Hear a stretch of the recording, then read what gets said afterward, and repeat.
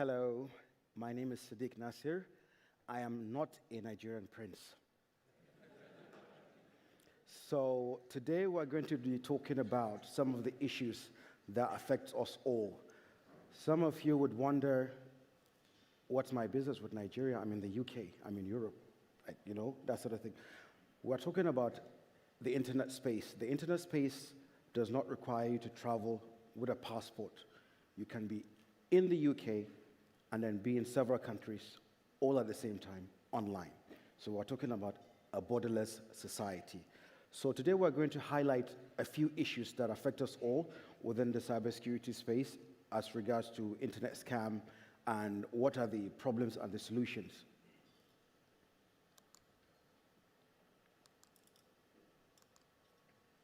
These two gentlemen are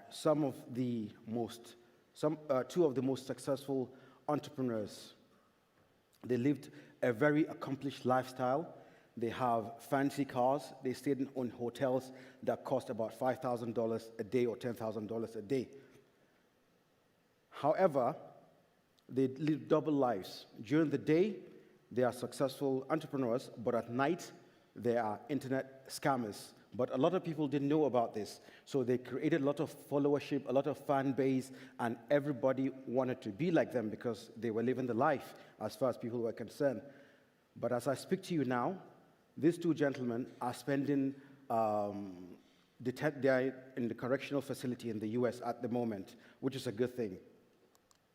So this is a cross-section of a raid whereby the authorities step into a cyber cafe and raid the entire cyber cafe. So the conversation we're trying to have here is about profiling. What is this profiling? Does it mean that everybody in this cyber cafe is a suspect? I think no, because they tend to have a certain way they dress, they tend to have certain hairstyle, they tend to have certain clothes they wear. But the important thing to understand is this how they feel they should express themselves. Some of them are graphic artists. Some of them, of course, are scammers. But you tend to get this generalization. And this is not just a local phenomenon in Nigeria. We tend to have a broader generalization within the international space as well. So the thing here is we need to have real conversation about how do we profile these internet scammers? How do we stop this money heist? Because it affects every one of us. So let's take a deep dive into some of the problems. The first is organized crime. The internet scam or money heist or Yahoo or the Nigerian prince or whatever you call it is beginning to take organized crime dimension. For example, the case of Hush Puppy, we saw a collaboration with a state actor. So this is one side, you have someone willing to commit the crime, and on the other side, you have someone who's got the skill set. He's just looking for the opportunity. And on the other side, you have the money mules, whereby the collaboration between all these various constructs allowed them to commit atrocious crimes, and they just split the loot.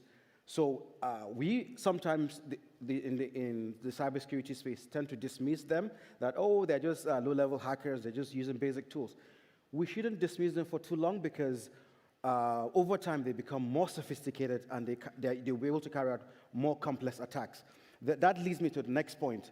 There is relatively, the barriers of entry are very easy, means that with a simple search on YouTube, you can just see how to carry out social engineering attacks. And this is a problem and an opportunity at the same time. A problem because if you have someone who has the right motive, he can easily start looking at how to hack, and then one thing leads to another, he becomes a successful hacker. With the emergence of artificial intelligence such as ChatGPT, it has democratized all these vices that we are talking about. It makes it very accessible to everyone. Then the next point I would like to discuss here is there's a limitation of public IP addresses. For example, Nigeria is a population of about 200 million people, and if you look at the availability of the IP addresses, they are not so much compared to the countries like the UK, for example. And the reason behind that is it's a thing of demand and supply. So what really happens is when you're carrying out investigation, it adds layer of complexity around drilling down to the device that carry out such nefarious activity. Then the fourth point I would like to raise here is the cashless payment. Globally, there has been the general drive towards cashless payment, and Nigeria is not left out of this. The government is trying to get everybody to be in that financial inclusion space, which is a very, very good thing. However, the more people you get on board, the more likely they're going to be exposed to all these vices around internet scam. And with the emergence of constructs such as the digital payments, such as the cryptos and whatnot, it's become increasingly more difficult to follow this money. So these are all the issues that we need to look at critically. And then, of course, the last point I would like to mention here is peer pressure. A lot of young people tend to see the likes of Hush Puppy living the life, and they're like, okay, this looks interesting. How do I get into it? And then there's that curiosity, and then, of course, those within that society tend to do that because that appears to be the norm. But is it right? No, it's not right. Okay? So we need to start thinking of the problems. Is when we think of the problems, ask the right questions, that's when we can arrive at the solutions. So from a more personal experience, I've been involved in the creation of cybersecurity awareness content, whereby we develop content for various demographics. For the kids, we try to show them all the various issues that affect the kids, then for the parents and for the corporate organizations. And we do this purely voluntary, just to try to raise level of awareness. And this is a typical example of a video that we created. So in this video, we had a series of themes that were developed, and we tried to capture a larger demographics. It's important to understand that Nigeria has a large population of 200 million people that speak close to 500 languages.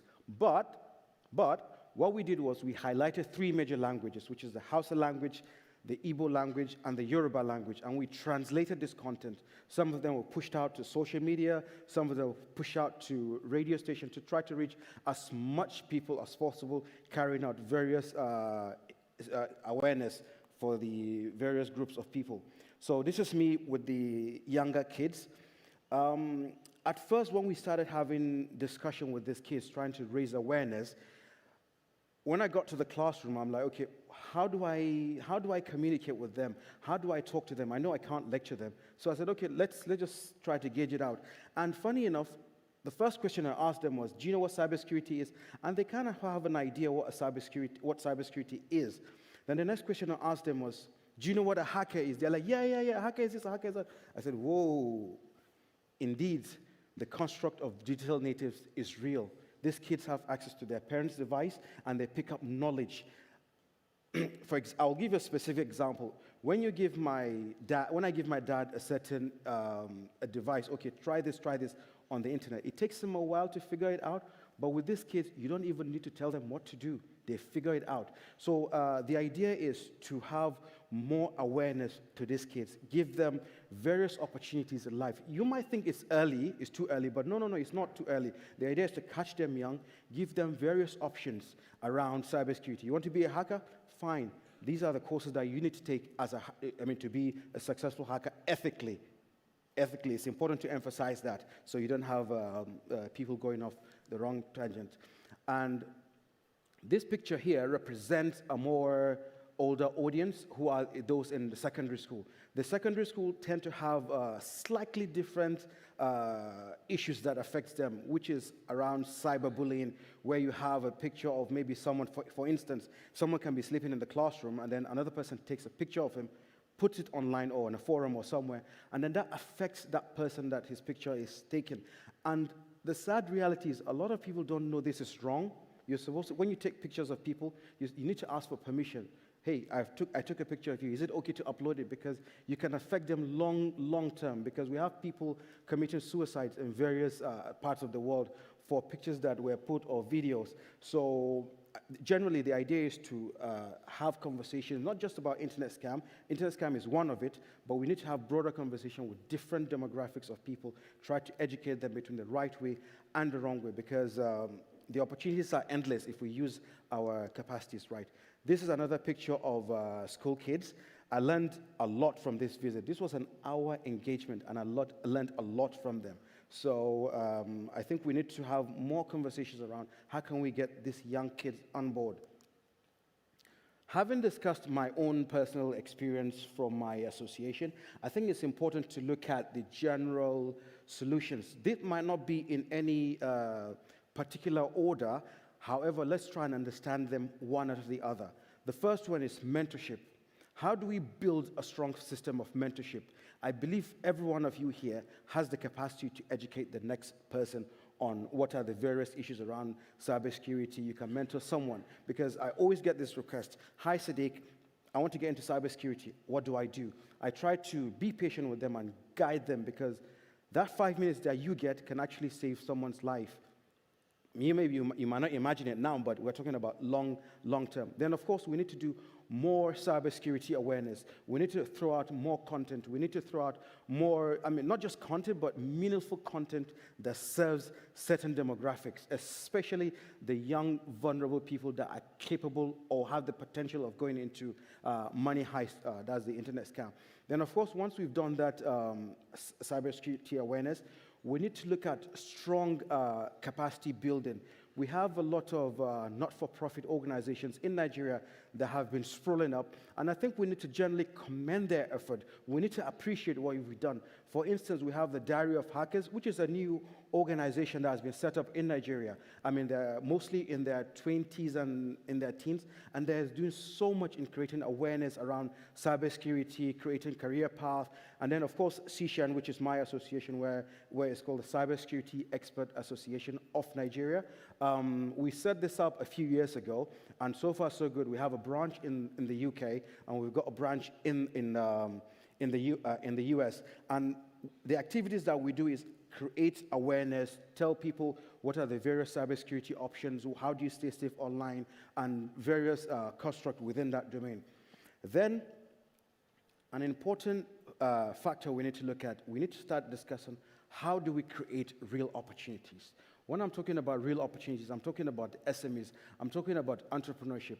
As I speak to you here today, Nigeria happens to be the startup capital of Africa, and that's not just by accident. It was a deliberate effort by the government to try to get more people involved in this digital space. But within that digital space, or within that entrepreneurship, within that construct that we're talking about, we don't have as much cybersecurity startups. So this is a call for us to start thinking, okay, how do we get more young people to set up their own companies? Because some people have a lot of skills, but they haven't got a clue on how to get funding, how to get support, how to even set up their own companies and manage it. They don't even know what a business model canvas is. They don't even know what a business plan is. All they have is those right skills. So we need to start thinking of how do we guide them. Of course, there are a lot of platforms that are emerging to take care of this particular needs. However, these platforms are not so, they're not enough yet. We need to have more conversations around sincerely creating opportunities so that we can have young startups that are solving cybersecurity issues that affect us all. Then, of course, we have another set of people that are not even interested in entrepreneurship. They just want to be employed, okay? With the construct of remote work, how do we get more young people to be aware that, okay, you can actually be in Nigeria or be somewhere in Africa and then solve cybersecurity issues around the world for companies? So we need to find a way to create a platform where we can send this information out to get these young people. The thing is, we may not be able to save every young person that has, or every vulnerable person.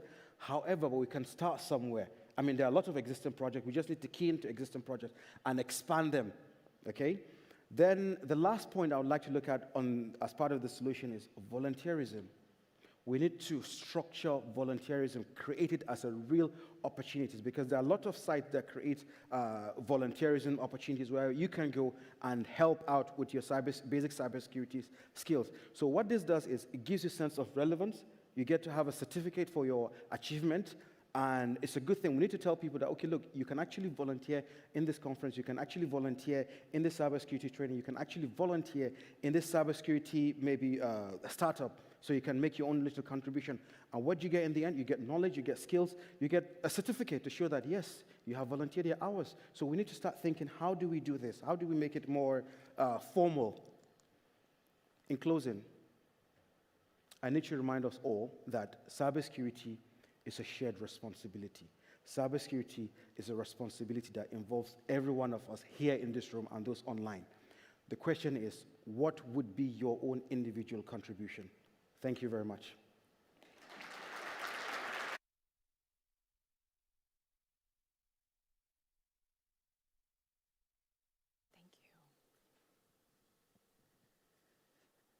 Thank you so much, Sadiq. Getting some love online, it's like changing the narrative about Nigeria, giving us perspective from that country. Another comment, pragmatic, inspiring, and thought-provoking. Thanks, Sadiq. You hit it on the head. Education in cyber is essential, right? All about preparing those kids for the future. So I think that's a note that resonates with many of us, and perhaps we think about how we can volunteer in our own communities, enable the next generation, right? I know there were some school kids from around the UK at this event, so great thoughts from Sadiq, really appreciate that. And you can find him on Twitter, or he'll be around. I'm sure many of you will have questions for him. Appreciate that unique perspective. Just a little administrative reminder, again, as we are getting in the afternoon of day 2, we do really appreciate your feedback. Folks in person, there are little QR codes you can scan to take you to those evaluations. All right, with that, let's get right into our next